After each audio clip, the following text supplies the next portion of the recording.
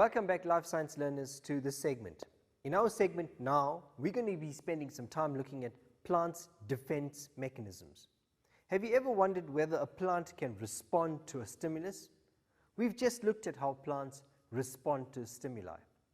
It's important that we recognize that plants also have a mechanism of protecting themselves. And so we refer to that as plants' defense mechanisms. Like all living organisms, plants also respond to a stimulus from the external surface. So we've seen the effect of hormones influencing the growth in terms of the shoots growing towards light or even the roots growing towards gravity. However, plants have evolved over the years to be able to adapt to the environment. And this is part of natural selection in the way in which plants have adapted to their environments.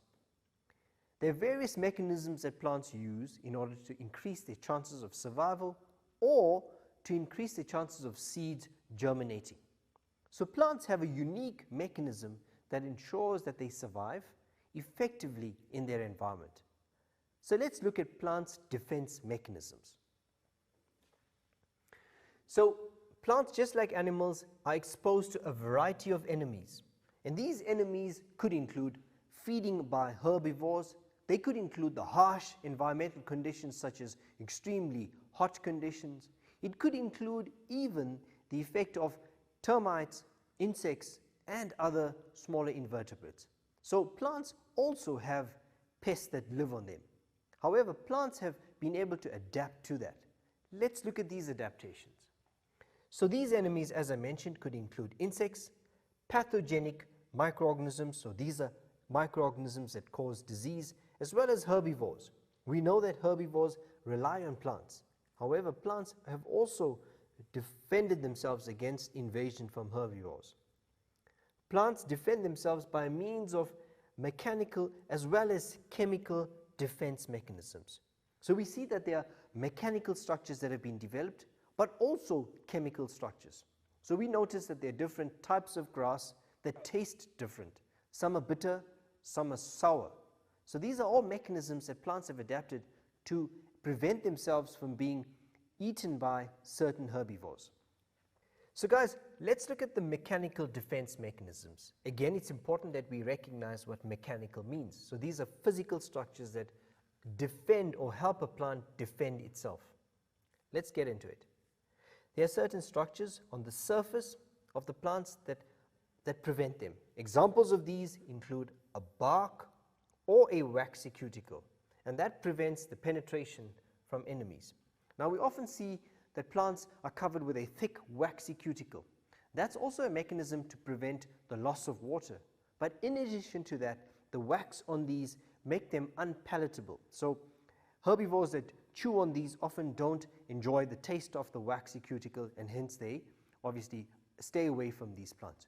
We also know that the hard outer bark often forms a protective layer against some of the larger herbivores that can often eat the bark or eat the stems and destroy them. So the bark is a harder outer protective that's dry, that's often tasteless, that can withstand some of the scratchings or even the gnawing at, the biting at the bark.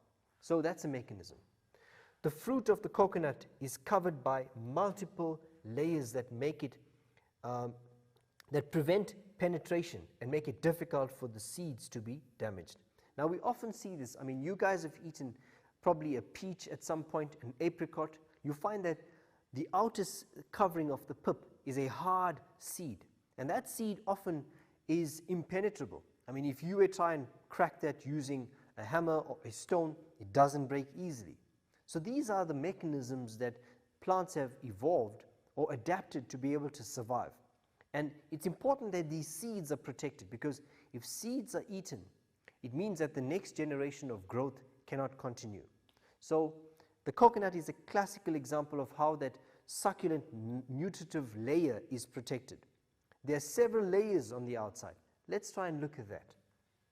So when we look at a coconut, you know that it's got a dry husk on the outside, and that dry husk is a thick layer that prevents that seed from being destroyed. The embryo is present right on the inside with a whole lot of endosperm, which is that nutritive layer, which is often a source of nutrition and food. So here we see that the coconut has an outer thick layer, but in addition to that, it's got a hard shell. And that shell often, if you've kind of opened up the coconut at any time, you know that that shell becomes quite difficult to crack. And so it prevents that seed from one, being dehydrated, but second, it prevents it from being consumed by other animals, herbivores, that would want to extract the nutrients from that lovely, juicy inner part of the coconut. Guys, we've all had some experience with thorns. And so these thorns you find on your rose bushes, you find on many trees. And one, they are a mechanism that warn off predators, or not predators, but herbivores. So you find that these herbivores that come to feed off the fruit are often will abrase their body, will rub against these plants. And on touching, you'll find that these thorns or these spikes can actually inflict some injury. So herbivores learn from this and they stay away. And this ensures that the plants actually are able to survive with minimal damage from your predators. Some plants, such as the acacia plants and even your cacti, or even your raspberry plants, have thorns and spines that discourage the herbivores from feeding on them. We'll find that the presence of the thorns slows down the feeding rate of the herbivores and may also wear down the molars over time. So here you find that these thorns actually are a protective mechanism, and they are covered by certain chemicals that actually will cause the plant to survive longer. And when these animals chew on them, it prevents them from being chewed on quickly. So it slows down the process of mastication or chewing in the mouth, and it means that they have to eat much slower. And that deters the herbivore from wanting to consume more of these plants. Okay, we also know that these acacia trees, if we look at them, have these fine spiny thorns, and these can be quite intimidating to herbivores and often injures them.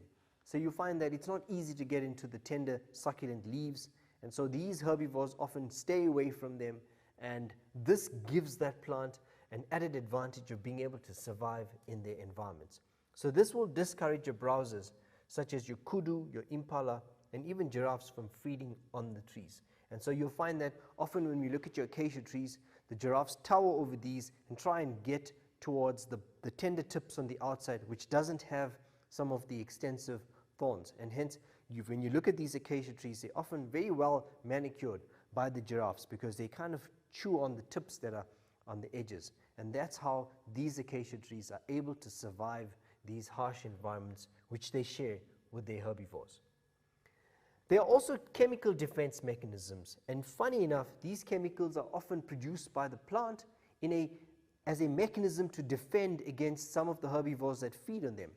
So many plants produce chemicals that play a major role in preventing the herbivores. These chemicals act as repellents. Some are toxic and influence digestion problems. So you'll find that the plant material becomes difficult for the animal to digest. It's often bitter, unpalatable, and in some plants it creates certain toxic responses in the digestive system. And this could induce a process of vomiting in the animal, and this means that once the herbivore has eaten that, it knows that the next time it would stay away from consuming that. So these chemicals, they act as repellents. They basically are unpleasant to taste, and they contain certain examples of chemicals called tannin or quinine. Okay, these can be very toxic and often affect the nervous system and also the digestive hormones in an organism.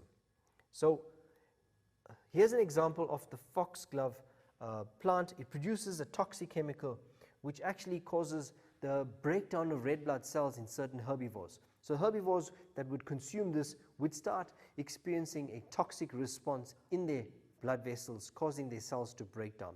So again, beautiful flowers, very enticing, but again, very toxic to certain herbivores. So guys, it's important that we recognize that at this point, as we wrap up, that plants also are able to respond to animals, and that is a defense mechanism that they have. Certain plants we mentioned have mechanical features that prevent them from being consumed. Some plants have chemical features, and these make them unpalatable to herbivores and as well to certain pathogens, including bacteria and viruses. So the chemicals that are produced are able to prevent the plants from being consumed.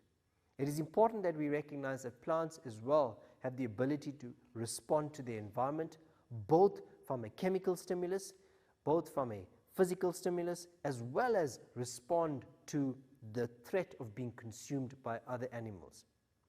Guys, you've been a fantastic audience. I trust that you've enjoyed the lesson, having a greater insight into how plants respond to the environment. I wish you well. Thank you for listening in. Have a baie lekker day. Take care.